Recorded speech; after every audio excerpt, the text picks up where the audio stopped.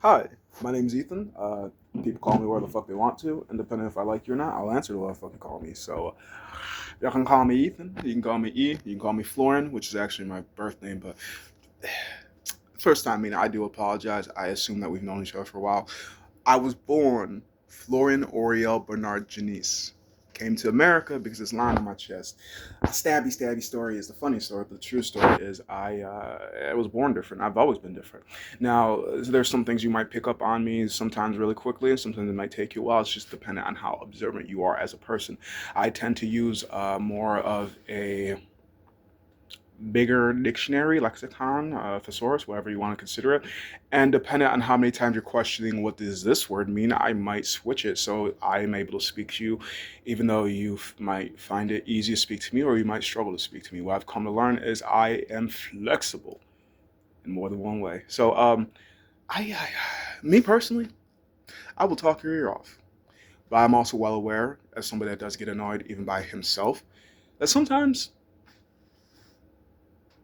this is the best. Silence. I don't need to speak all the time, and when I have thoughts, I will speak them. When I feel as if I've spoken too much, I'll go nonverbal, and sometimes even if I speak too much, that bothers people. If I don't speak enough, also still bothers people. So I'm just trying to figure out when we communicate, what type of person are you? Am I allowed to overspeak, or are you going to get agitated, irritated, start saying some rude things, and then our friendship that we are trying to form completely collapses? Or are you the type that prefers the over communication style? Now, my form of over communicating, because I do, and I'm well aware that a lot of people do over communicate, but some will over communicate to the point of just spitting bullshit. When I over communicate, 9 times out of 10, it's to tell the full story in an encompassing, regardless if I look like the bad guy and or the good guy.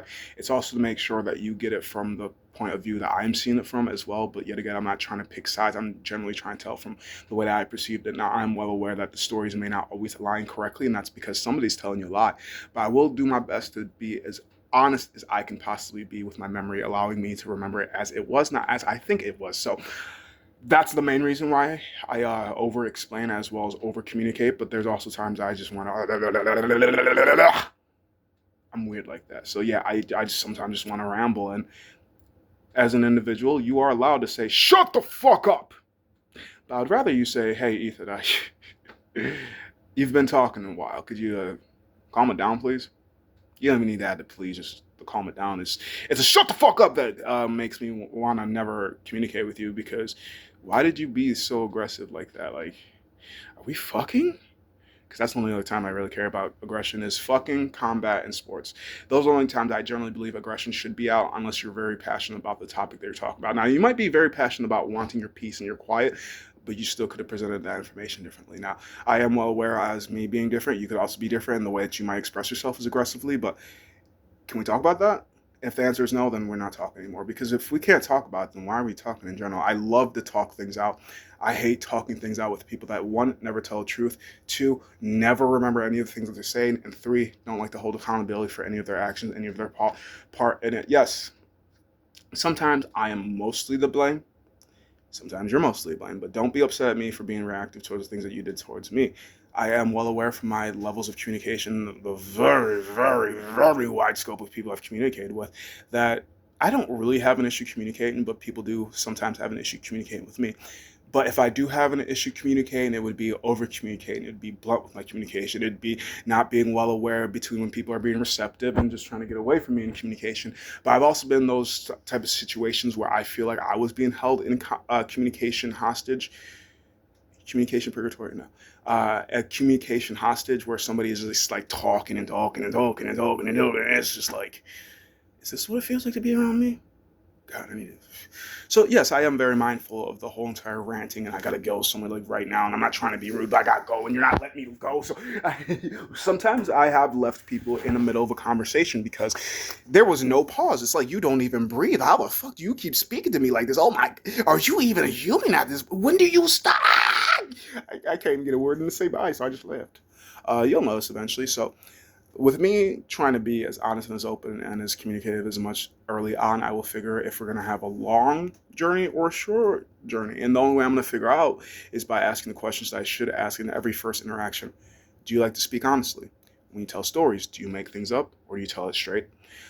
Uh, are you grounded in reality? And I know it's a very hard question to answer because I don't even personally believe I'm always grounded in reality. If you do ask people that know me personally, and I don't mean like, oh, they've seen me around, no, people that have sat in rooms with me, conversated with me, have done stuff outside of work with me, they do know that I basically live in my own little world and I visit this one, and that's because this world's fucking chaotic, it's fucked up, it's delusional, and so am I. So I do my best not to be a problem, gearing into people pleaser tendencies.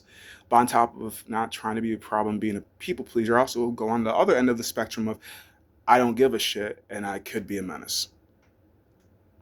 Now, due to the fact that we all define things differently, some person's people person, well, people pleasing person is another person's a menace to society because how dare you submit all your time and labor to somebody else when you have your own life to live and you can do whatever the fuck you want to.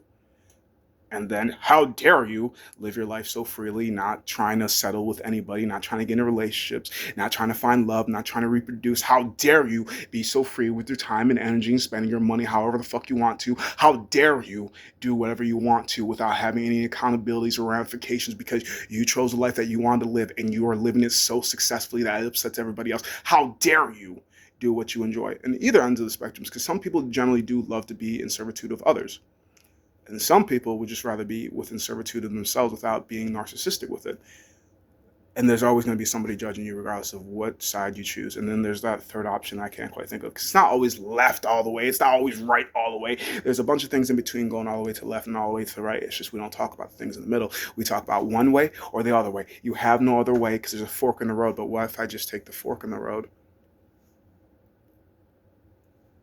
You said to go left, I had to go right, but straight's an option. It's just not a favorable, if not maybe even a feasible option. Because how do you go straight when you're just gonna go straight in the woods?